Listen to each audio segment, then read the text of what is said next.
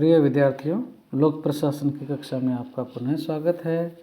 हम लोग नगर पालिका या नगर परिषद के बारे में पढ़ रहे थे।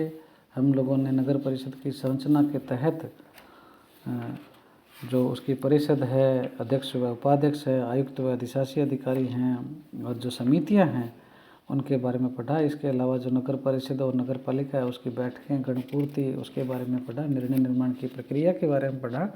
आज हम क्या है, नगर परिषद और नगर पालिका जो है उसकी शक्तियां व कार्य क्या है उसके बारे में देखते हैं।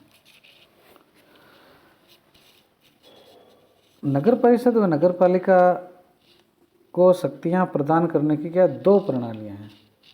एक तो क्या है सामान्य शक्ति देने की प्रणाली है और एक क्या है विशिष्ट अधिकार देने की प्रणाली है। सामान्य शक्ति देने की जो प्रणाली है उसके अंतर्गत क्या होता है कि नगर परिषदों को यह स्वतंत्रता दी जाती है कि वे ऐसा कोई भी कार्य कर सकती है जिसे वे अपने निवासियों के लिए जरूरी और हितकारी या कल्याणकारी समझें। यद्यपि ऐसा करते समय उन पर क्या है मर्यादा लगाई जाती है कि वे ऐसा कोई काम नहीं करें जो केंद्र या राज्य सरकार के कार्य क्षेत्र में आता हो। इस प्रणाली में जो ये सामान्य शक्ति देने की जो प्रणाली है, सामान्य शक्ति प्रदायिनी प्रणाली जो कहते हैं, इस प्रणाली में क्या है नगर पालिकाओं को क्या है पहल करने का एक व्यापक क्षेत्राधिकार मिलता है। अपने आप अपने हिसाब से वो क्या है काम कर सकती है। और ये जो ऐसी प्रणाली है सामान्य शक्ति प्रदायिनी प्रणाली, ये क्या है फ्रांस में प्रचलित है। दूसरी जो है वो है विशिष्ट अधिकार देने वाली प्रणाली। इस प्रणाली के अंतर्गत क्या होता है कि नगर पालिकाओं को कुछ विशेष कार्य संपन्न करने के लिए अधिकार दिए जाते हैं। नगर पालिकाएं जो दिए गए कार्य हैं उनको करने में ही सक्षम होती है। ब्रिटेन में क्या है यही प्रणाली प्रचलित है। भारत में भी क्या है ब्रिटिश काल में जो स्थापित नगर पालिकाएं हैं इसी प्रणाली के द्वारा उनको क्या है अधिकार प्रदान किए गए थे। आज़ादी के बाद हम लोगों ने भी क्या है इसी प्रणाली को जारी रखा। कहने का अर्थ ये है कि भारत में विशिष्ट अधिकार प्रदायिनी प्रणाली प्रचलित है। ये जो प्रणाली है इस प्रणाली में क्या है नगर पालिकाएं और नगर परिषद केवल उन्हीं कार्यों को करती है जो एक्ट के अंदर उनको दिए गए हैं, अधिनियम में जो बताए गए हैं उन्हीं कार्यों को वो करती है, उन्हीं शक्तियों को वो काम में लेती है। अधिनियम में उन कार्यों को करने के लिए यदि किसी प्रक्रिया को अपनाना आवश्यक है तो नगर पालिकाएं और नगर परिषद जो हैं उस प्रक्रिया को भी क्या है अपनाती हैं।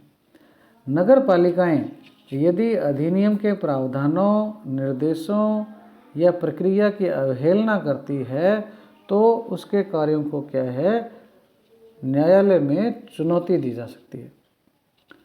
नगर पालिकाओं के अधिकारों की इन दोनों प्रणालियों में नगर पालिकाओं का कार्य क्षेत्र, अधिकार क्षेत्र, कार्य प्रक्रिया क्या है निश्चित होती है और नगर पालिकाओं को राज्य सरकार के निर्देशों के लिए क्या है निर्भर नहीं रहना पड़ता।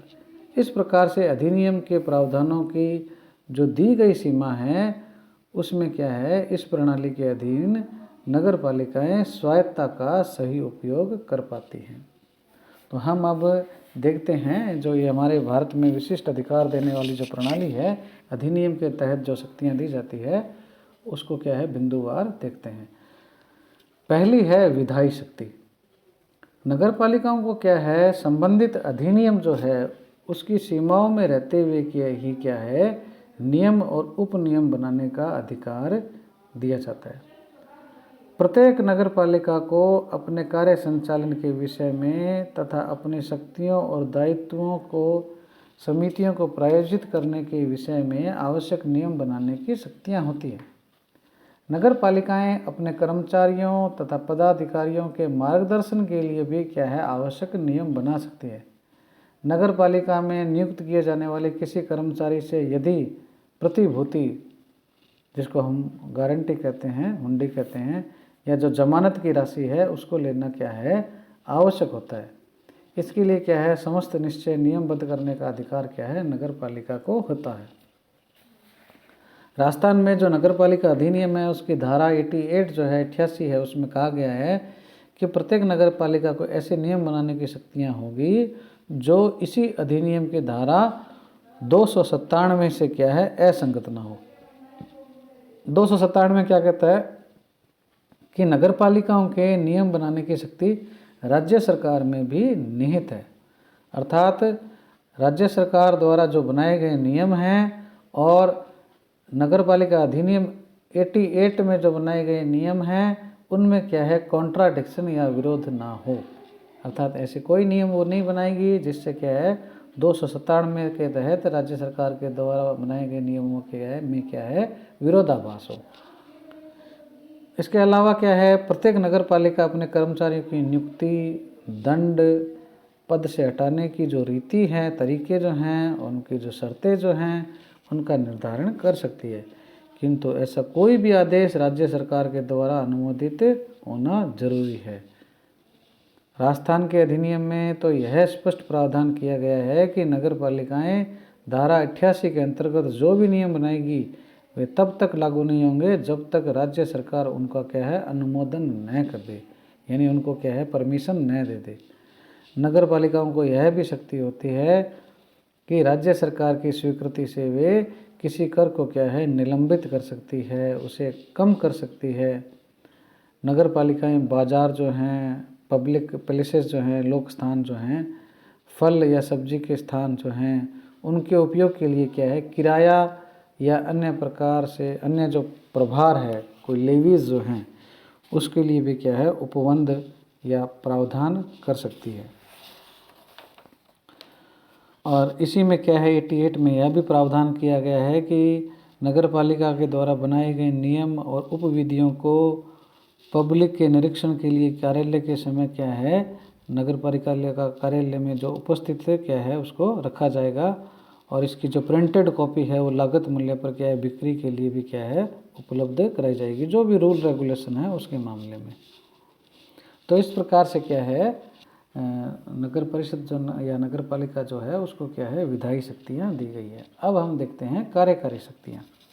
कुछ कार्यकारी शक्तियाँ हैं, जैसे एक तो ये है कि नगर पालिका में कर्मचारियों की नियुक्ति, सुपरविज़न और कंट्रोलिंग का अधिकार है।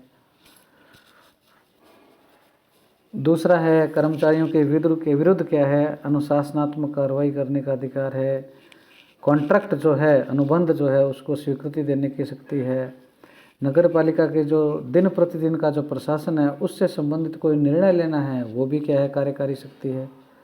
नागरिकों के कुछ करने या न करने से संबंधित क्या है आदेश देने की भी क्या है शक्ति है, यानी नागरिकों से अपेक्षा की जाती है कि आप ऐसा कीजिए या आप ऐसा न कीजिए, उससे संबंधित वो क्या है आदेश देती है।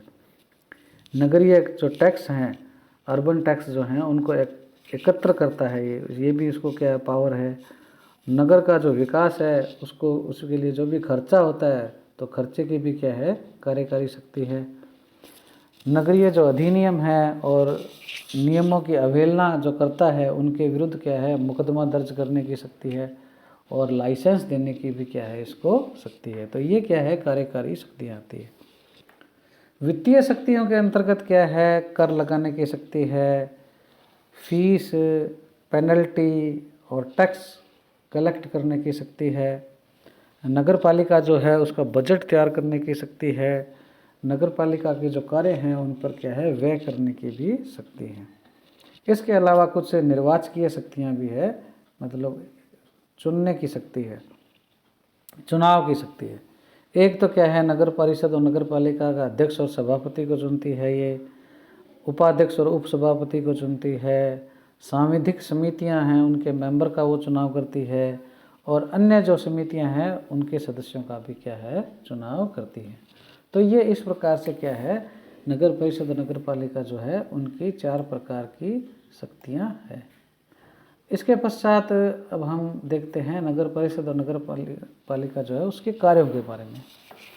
प्राय सभी नगर पालिका जो हैं राज्यों में, सभी नगर पालिकाओं में, सभी राज्यों की नगर पालिकाओं में एक विशेषता ये है कि नगर पालिका कुछ अनिवार्य प्रकृति के कार्य करती है और कुछ क्या करती है ऐच्छिक प्रकृति के कार्य करती है। अर्थात इनके जो कार्य हैं उनकी 2 कैटेगरी है, एक तो क्या है अनिवार्य कार्य हैं और एक क्या है ऐच्छिक कार्य हैं। नगर पालिकाओं से जिन कार्यों को संपन्न करने की आशा की जाती है उनकी सूची क्या है, बहुत लंबी होती है।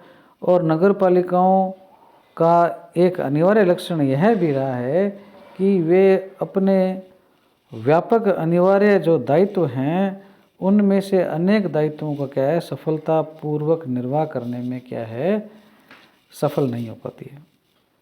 74वें संविधान संशोधन के लागू होने के पहले देश भर के नगरीय निकायों का संचालन हर राज्य के अपने अपने जो एक्ट बने हुए थे उसके हिसाब से होता था। सभी राज्यों के एक्ट्स में या अधिनियमों में नगरीय निकायों के कार्यों के संदर्भ में क्या है, व्यापक प्रावधान थे, जिनके अनुसार क्या है, सभी नगरीय निकायों से कुछ अनिवार्य, ऐच्छिक और विशिष्ट कार्यों के निष्पादन की अपेक्षा की जाती थी। इस प्रकार अपेक्षित कार्यों का जो संकेत है वो नगर निगम से संबंधित हम लोगों ने पीछे पढ़ा था वैसा ही है।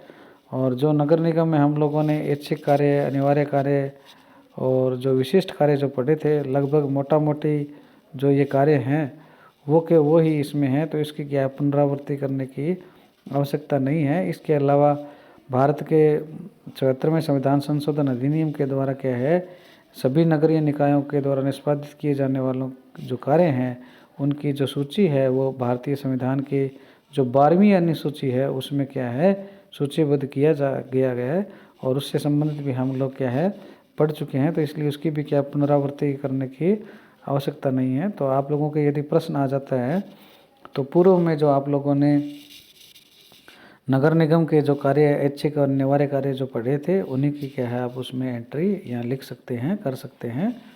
तो इस प्रकार से क्या है, नगर पालिका या नगर परिषद जो है वो अनिवार्य और ऐच्छिक कार्यों को क्या है संपन्न करती है। तो इस चैप्टर के साथ ही हमारे क्या है नगरीय स्थानीय शासन जो है वो क्या है कंप्लीट हो जाता है। उसके बाद में हम क्या है ग्रामीण स्थानीय शासन जो है उसके बारे में पढ़ेंगे।